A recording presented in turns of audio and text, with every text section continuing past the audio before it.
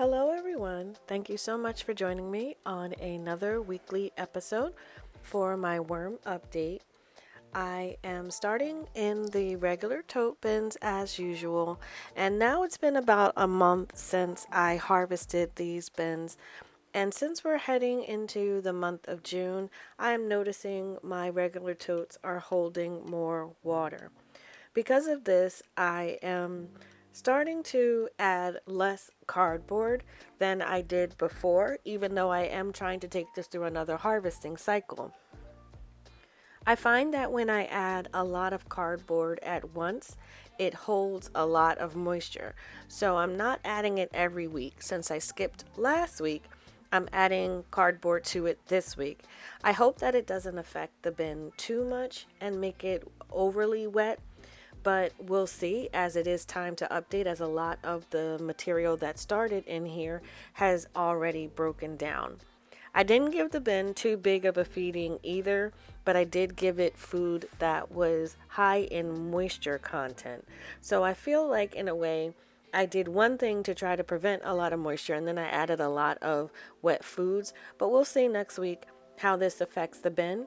And if you have a question about what I sprinkle over my food, my mixture of worm grit does include neem cake, diatomaceous earth, and some eggshells for the worms to help in their gizzard.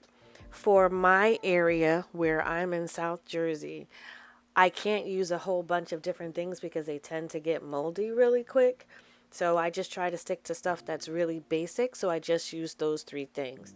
There's a bunch of videos out there that you could look at that have different things that you can try, but that's just what I use. In my second regular tote, the method that I'm doing in this one is more of a trash can style, where I put larger pieces of food and larger pieces of cardboard in. I try not to disturb the bin, but I know I'm going to have to mix this all in as I have a lot of castings that are building up. But overall, both of my regular tote bins are doing well. They both are holding moisture, but as I work through the summer, I'll figure out what to do.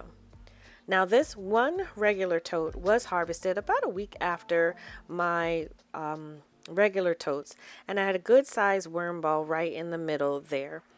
I have the opposite issue in my regular totes, as I've discussed before, where it stays drier because it evaporates, and the water can escape from all sides of it, unlike the totes, which can only escape from the top because I don't drill holes in the bottom.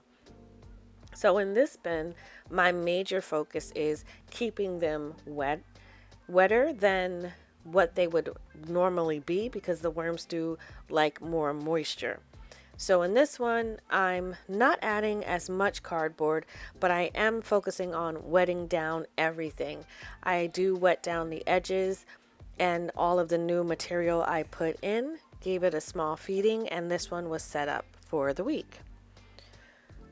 The second of my regular totes has become a two-part system. One was the hybrid baiting that I was doing, and let me tell you, this was smelly. There weren't any worms in this tray, or I should say there were like maybe one or two worms in this tray, but the food was breaking down and it had an odor to it. I'm trying to dig through this and see if I see any worms. I still can't believe that after 3 weeks of the baiting that all the worms are out. So my plan going forward is to just let this sit for a week or two. Not touch it, not bait it, not put any food in it, and then come back and see if I see any worms, because there could be juvenile worms or wisps that I can't see in the eye, and then try to harvest again.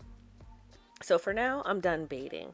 And this is the bin where everything has been going into as I bait the worms out. I'm going to leave the bait tray in here just in case I visually can't see any of the worms that might still be in that tray. I don't want to put this out on the desk and find out that I sacrificed any worms. So that's why I'm leaving that in this bin, just to give them time to migrate out if they're there.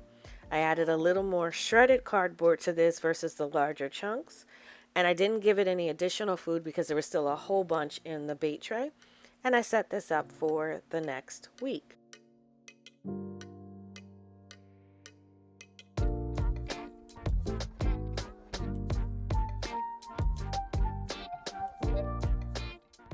Last but not least is the flow through system, my Vermi Bag Mini. And this one I didn't give any food to the previous week, so it composted down quite a bit. I made the decision that I was going to add quite a bit of cardboard to this bin this week. So all I'm doing here is just trying to get the real dry pieces up to the top.